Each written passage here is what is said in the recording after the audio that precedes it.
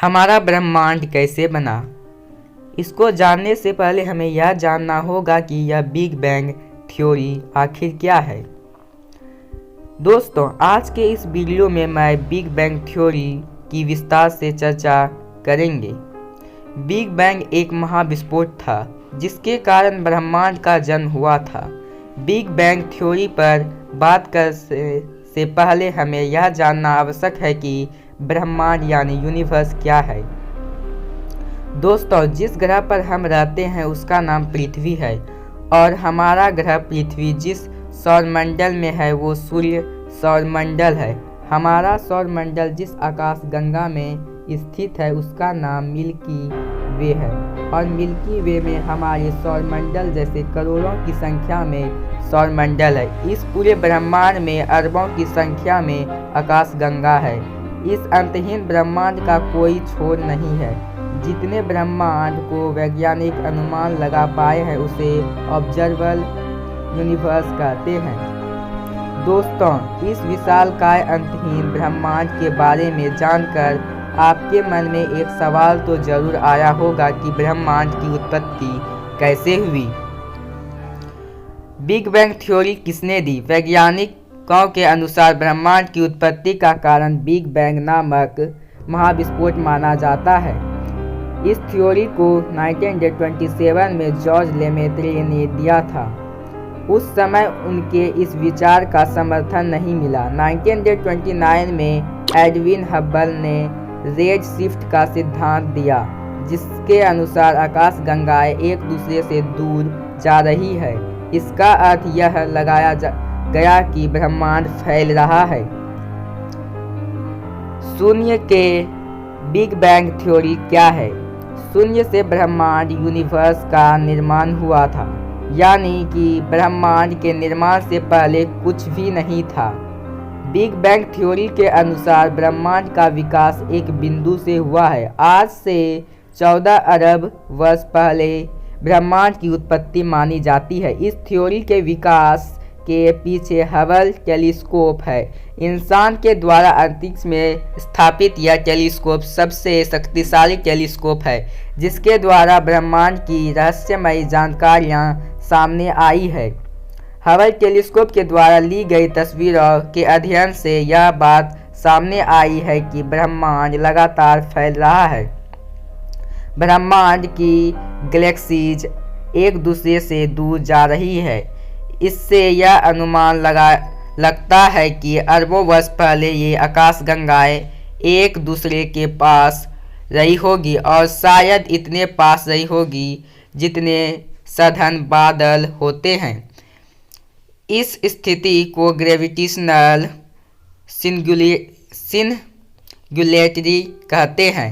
इस समय सारा घनत्व एक बिंदु पर था। यह वो समय था जब भौतिकी के कोई भी नियम कार्य नहीं करते थे। समय और अंतरिक्ष का कोई भी अस्तित्व नहीं था।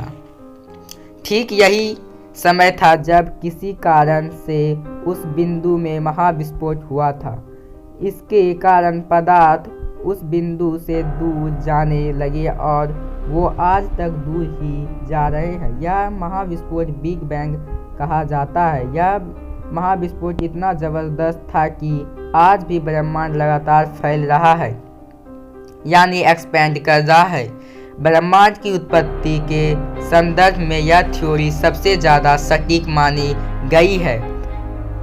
महाविस्फोट के समय तापमान अत्यधिक था, लेकिन जैसे जैसे ब्रह्मांड का फैलाव होता गया तापमान में कमी आती गई। ब्रह्मांड की इस अवस्था को प्लाज्मा अवस्था कहा जाता है। इस अवस्था में ब्रह्मांड में अंधेरा था और रोशनी का नामो निशान नहीं था। इस समय तक किसी अणु की उत्पत्ति भी नहीं हुई थी। यह समय ब्रह्मांड का डार्क टाइम कहलाता है। इस समय ब्रह्मांड यानी यूनिवर्स के कण तेजी से गति कर रहे थे। आगे चलकर इस पदार्थ में प्रोटॉन और न्यूट्रॉन बनने लगे जिससे बिग बैंग के 4 लाख साल बाद ब्रह्मांड के पहले अणु हाइड्रोजन का निर्माण हुआ। हाइड्रोजन के निर्माण से पहले प्लाज्मा अवस्था करीब 3.5 लाख वर्ष तक रही।